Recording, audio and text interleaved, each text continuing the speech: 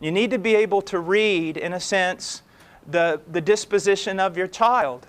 There are going to be some things you're going to have to work through even though they're not necessarily excited about it. But at the same time, don't take your child and crush them with just a whole bunch of stuff.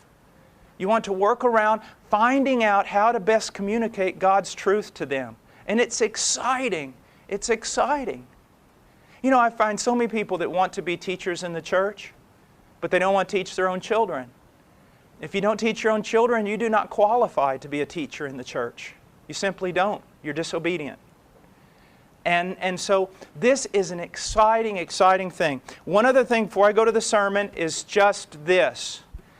People and men, listen to me, we're the most guilty. Men will talk about in this way. They will say, I don't spend a quantity of time with my family, but I spend a quality time with my family. That is not true. It's good psychological jargon, I suppose, but it's not true. I'll give you an example. Our relationship with the Lord. Every time I pray, I don't have an Isaiah 6 experience. I don't have something absolutely astounding occurring or that special sense every time I pray of a visitation from the Lord. Those quality times, they come forth out of a quantity of time. And I think you'll find that in every relationship. That quality time comes out of a quantity of time.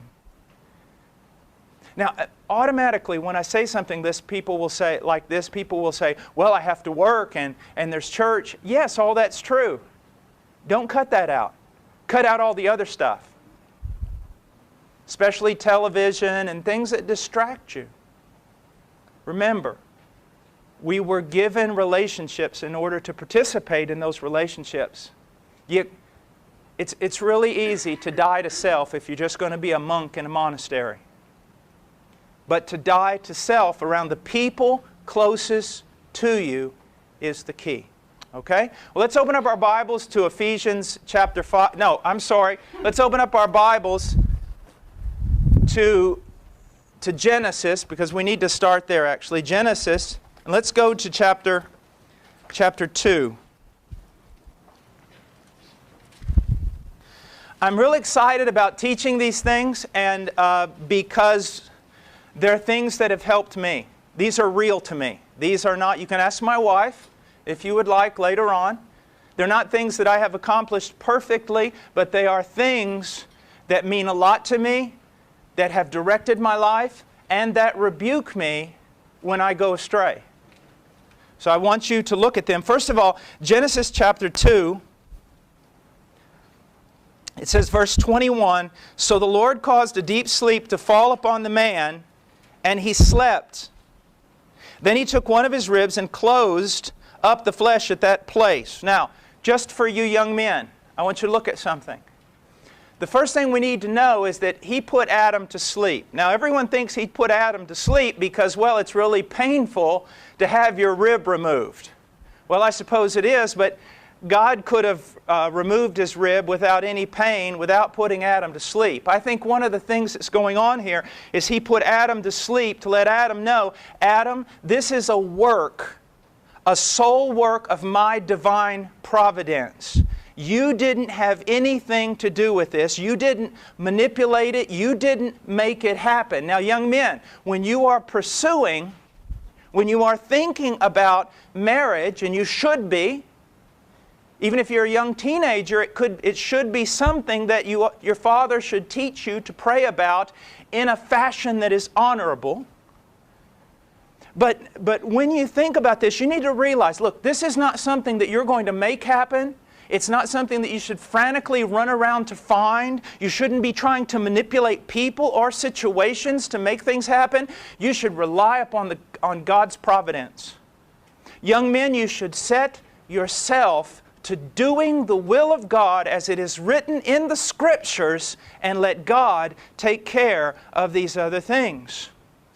Now, if you're a young lady and you say, well, what about our pursuit of a young man? You're not supposed to be pursuing a young man. You're supposed to be trusting also in the providence of God. I know that contradicts everything in our culture, but our culture is wrong. It is just wrong. Trust in the Lord. Those who wait upon the Lord, He gives the best. Those who honor the Lord, He honors.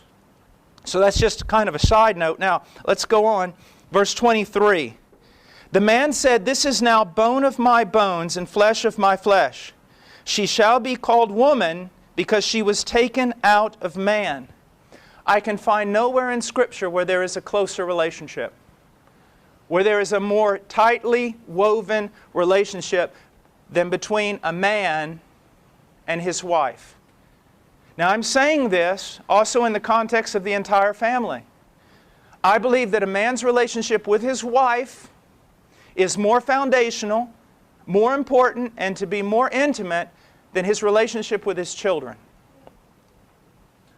And women, it's the same thing. When we say that there's no love like a mother's love, we should not say that.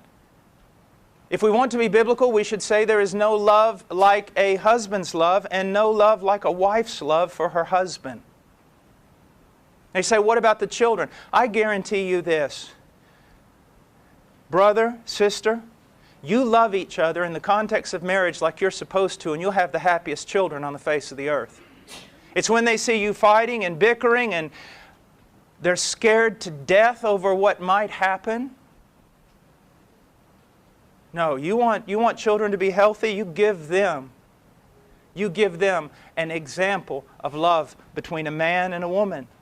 And this thing about a mother's love, you need to understand something. Now, men, I'm going to ask you, if your wife comes at me right now looking like she's with murder in her eyes, I want you to please detain her. But this statement about there's no love like a mother's love is more parasitic than it is anything. Now, what do I mean by that? I know that's a hard word. Most women do not receive from their husbands what they ought to be receiving. And so they seek to get from their children the emotional support, the physical support, everything else from their children that they're not getting from their husbands. Children were not made to meet your needs, sister. They were not made to meet your needs. A man was made to meet your needs, but not completely. A man complements you, he does not complete you. Only Christ completes you. A man will never fully satisfy you, nor will a woman ever fully satisfy you, gentlemen. Never. Please understand that. If you're looking for a wife or a husband to do that, they are going to constantly be living in the reality of knowing that they're failing you and that you know it. Don't do that. Don't do that. Your husband. You say, well, what if I am single? If you're a young girl and you're single, you're a young man and you're single, your primary source of strength ought to be your parents and your brothers and sisters. We'll talk about that in a moment. If you're older and you're single, know this. The Lord has every one of your thoughts, every feeling of emptiness, every tear He holds in a vial. You are very precious to Him. If you are single and in adulthood, then know something, that for some reason God has set you apart, not out of punishment, but He has set you apart to be especially His. And He can fill that emptiness in your life. And He will give you future grace.